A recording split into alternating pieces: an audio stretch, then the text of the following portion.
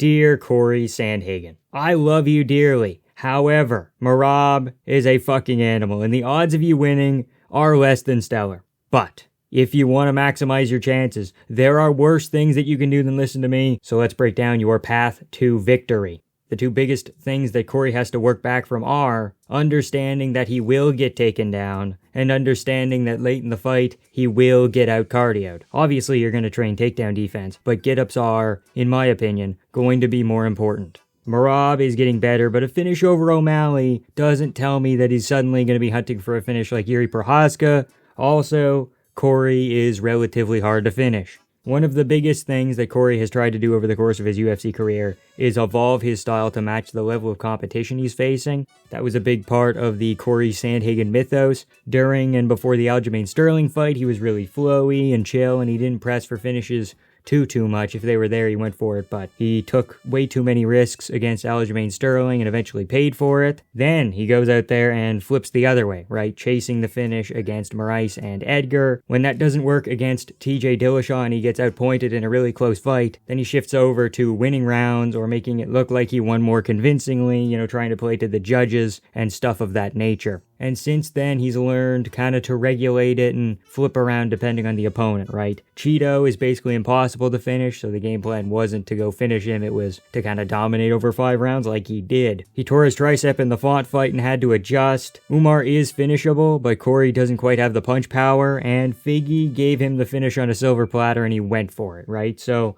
kind of a mixed bag, but Merab Dvalishvili is very hard to finish unless your name is Ricky Simone. But that was a low-level pre-hair transplant Merab, so I don't know if it quite counts. Now, if I'm Cory, I'm not going to avoid a finish, but a decision does actually seem like a more reliable way to win. More on that later. Merab is a fighter that largely works off of intangibles, so in what areas can Cory match him or supersede him? What can we exploit? Reach, pure BJJ, footwork, and fight IQ. Those are the 4 that are really going to make a difference in my opinion. Merab's submission game is improving, but on average, control-based wrestlers rely on chokes. He's not going to go out there and get an armbar or a leg lock of his own. If it's going to be anything, it's going to be like a bulldog choke or another kind of modified front choke, something like that. They kind of find a middle ground between wrestling and jiu-jitsu, and it's usually just wrestling with a few high-percentage chokes mixed in. Think DC, right? He never got an armbar or any other limb submission. I think he got all rear naked chokes in his career out of every submission he got, so that kind of thing. Not saying that DC and Merab are 1 for 1, but there's a few similarities in like the wrestling base and kind of shorter opponent, stuff like that. On the ground, Cory Sandhagen probably has a better guard game than O'Malley, but the most important piece that I and many others have brought attention to is the leg locks. Cory Sandhagen lost the Umar fight on the feet due to the threat of the takedown, his striking being a little bit slower, and some paralysis by analysis when he could have pushed a little bit more in certain places. But when Umar did get those takedowns, he didn't hold Cory down for long periods of time, and Cory did a great job of rolling for legs, getting his hips higher, and mitigating offense on the ground. That's going to be very important in this fight. Merab is becoming more and more technical every time we see him, and it's kind of a running joke that Cory is going to bust out the beakers and the test tubes, but that might be the only way to beat Merab at this point. To outthink him. To out-game plan him, right? The leg locks are an element that most people aren't super familiar with, especially not with a background like Merab's. Sandhagen has been training with Ryan Hall for years. Merab isn't going to become that skilled at leg locks in a couple of months, right? It's just not going to happen. But the defense isn't too complicated, right? There's a couple of key principles that you got to look out for. You need to clear the knee line and you need to create separation. That leaves Cory an opportunity to stand up and or not take damage on the ground. What other fight IQ adjacent factors are there?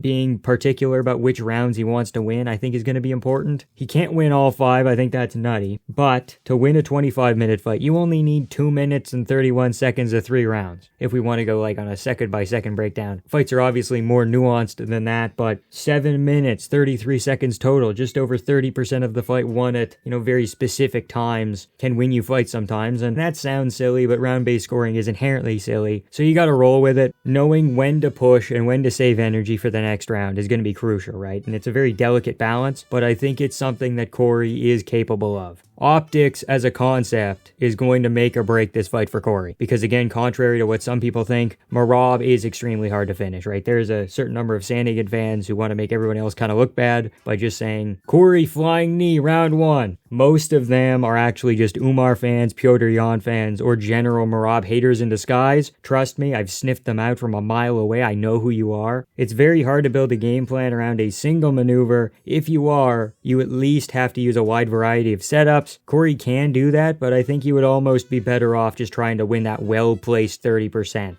I say this as a huge fan of both guys. For Cory to win, he needs to barely eke by. He needs to win a very specific round-based 48-47. How is he going to do that? Optics. I'm talking tweaking Merab's knee on a leg lock so he's hobbling a little bit, trying to cut him up with elbows on the ground, maybe using that up elbow that he caught Sandhagen with. Stuff like that to get visible damage and influence judges in these close rounds. Merab likes to hang out very far away and blitz in. He was kind of outstriking O'Malley, so a lot of people have said that that's going to carry over to this fight with Sandhagen, and maybe there's a kernel of truth to that, but Sandhagen is a way more diverse kicking game at range. Sean had success with the front kicks up the middle, but he didn't throw too many because he was scared of the takedown. I think if Cory can prove that he can stop the takedowns and get back to the feet early, then that opens up the kicking game even more. Then as Cory throws more and more kicks, Merab maybe starts to reach a little bit, maybe tries to intercept some of these kicks, which is when you start mixing them up to the head. And then Sandhagen could get a little bit of a wobble and swing around in his favor, right? These are the kinds of things that we're looking for. Because quite frankly, the hands aren't going to do that, especially early, right? Sandhagen is pretty pillow-fisted. He did knock down Dillashaw, but that was when he was compromised, he was stationary, and Dillashaw kind of ran into an uppercut. If we want to use MMA math, Cory won 2 rounds against Umar, and Umar won 2 rounds against Merab, so technically, Cory should win at least 1 round,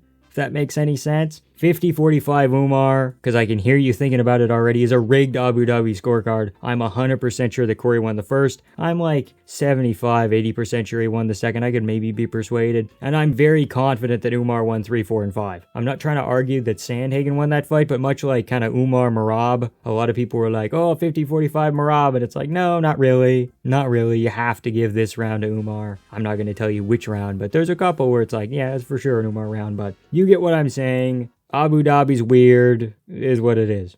The skills that Cory ended up showing in that fight aren't 1 for 1, but have some overlap, right? If Merab goes out there and works body triangles and back takes, that could be a big issue because Cory's main defense on the ground is giving up his back, standing up or kind of rolling for a leg, and then standing up. But Merab hasn't really shown that to be a big part of his game. He works better in half guard, top sprawl, being elevated kind of up against the fence. So my final prediction is a long shot, and I understand that. But I'm going to go with 48-47 Sandhagen because Cory's going to win these specific moments in 1, 2, and 3 or 1, 2, and 4 maybe that just kind of barely win him these rounds. He probably fades late and Merab maybe even gets close to finishing him in the 5th, but Cory survives. The pace is controlled enough early on that Sandhagen can set a few traps. You know, he uses BJJ positions to either force get-ups or cause some minor ligament damage. Any subs that he can attempt, he's putting a bunch of force into wrenching on them, you know, anything to kind of slow Merab down, take away a hand, a limb, anything like that, you know. On the feet, he tries to punish Merab's entries with front kicks up the middle and maybe oblique kicks as well, and Merab's coming in. He kind of plants on a foot, and then Cory can get a little bit more damage off an oblique kick like that, if that makes any sense. Eventually, Cory gets the leg, body, head kind of kicking triangle going and gets a rock somewhere middle of the fight, I'm thinking. There's only 2 or 3 flying knee attempts, but a lot of standing knee feints up the middle to try and deter the takedowns. When people are fighting and sparring, they kind of fall into the I go, then you go pattern of alternating combos. Merab likes to live drill and spar a lot, so I'm assuming there's quite a bit of that. Cory can play with that timing a little bit. 1, 2, half step back, elbow forward, you know? Something to get Merab a little bit hesitant and a bit uncomfortable, which is again an enormous task. But I think Cory, unlike Merab's other opponents, has these specific areas that make him a more difficult opponent. The BJJ game is one of a kind at bantamweight. Cory Sandhagen is very hard to finish. You know, the one time that he has been finished was from a backpack with a body triangle on, a position that Merab has generally avoided in the past. So unlike O'Malley, going into this fight with the game plan of working towards a decision, pacing yourself for it, and doing visual damage to meet those ends, I think is very interesting. And I think it could lead to one of the bigger upsets of this year.